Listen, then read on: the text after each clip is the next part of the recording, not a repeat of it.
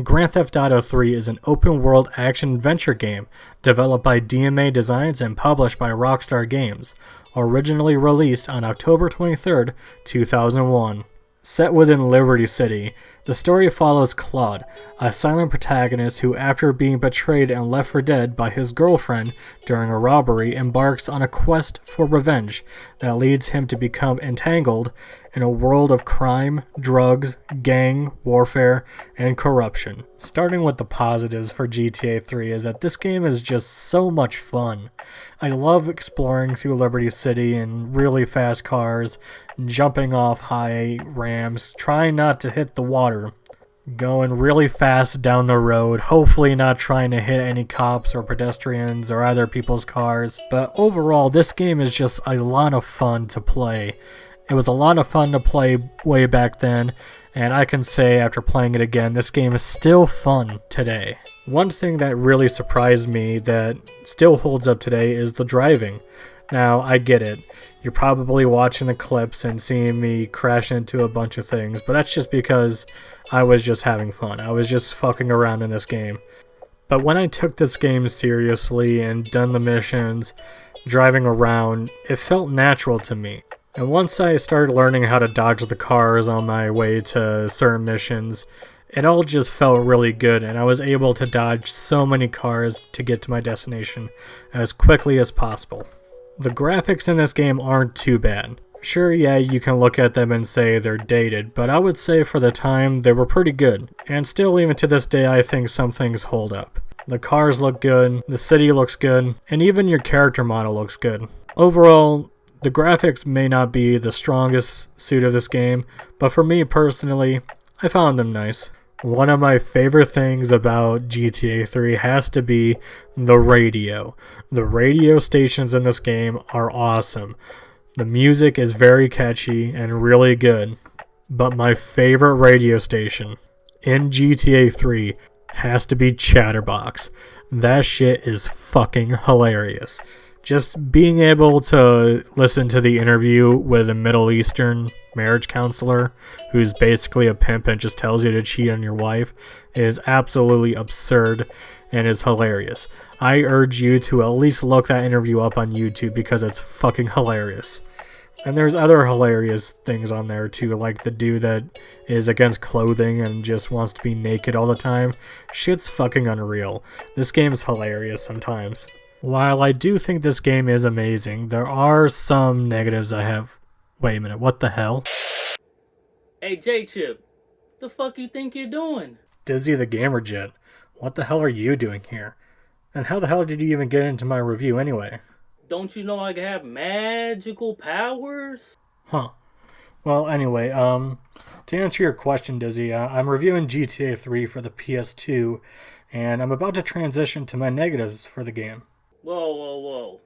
There ain't nothing wrong with this game. GTA 3 is one of the most important video games ever to come out. And you're gonna sit there and say it has problems? Well, yeah, I mean, I will agree with you. This is one of the most important video games ever made.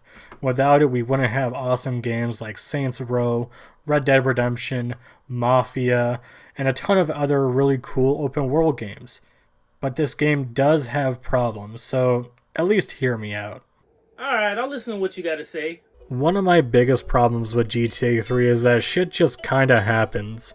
Within the story, your main character is silent throughout the entire game, and it would have been nice to at least hear his perspective from this story, and try to add some charisma. The character you're playing is just silent and kinda boring, especially when you compare him to the other GTA main characters, like Tommy Vercetti and CJ. They're charismatic and they're fun characters because, well, they get to interact with other characters. They get to talk. And I think having Claude talk and interact could have been one of the biggest improvements I would have had for GTA 3.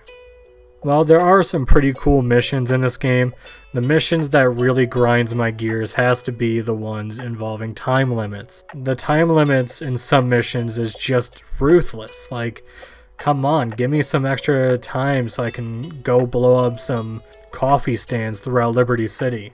I got a couple more negatives. One of them is I wish this game had an in-game map. It would have been so nice just to press the start button, see the map, and I can plan my route. But there really isn't. The only map you do get is a physical map when you get a copy of GTA 3 for the PS2 or Xbox, and I think there is one for the remastered. I have no idea. I'm playing the PS2 version, and it doesn't have a map.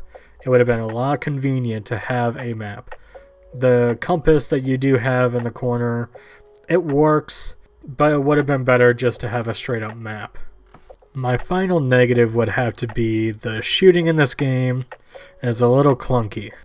It does take some time getting used to, but most of the time the best way to deal with enemies is just to run them over and hope to God your car doesn't just blow up. Aiming is a little bit weird, and there is a auto aim function, but sometimes enemies just swarm you and you get killed instantly, so it's kind of best to either sneak your way around enemies and just get lucky headshots, or just run them over. So there, that's my negatives for GTA 3. What do you think, Dizzy? I mean, that's bullshit, but that's your opinion, I guess. Well, there's really nothing that can be done there, so at least thank you for hearing me out. Whoa. What are you drinking? Oh, this is Lipton. Green tea. The diet variety. Lipton? Don't you know the only thing that stuff's good for is for frying eggs? Whoa. Oh! My CIB copy of Rule of Rose!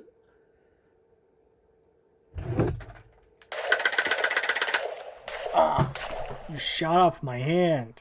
Don't you ever drink that stuff in front of me. The only drink that matters is brisk, bitch.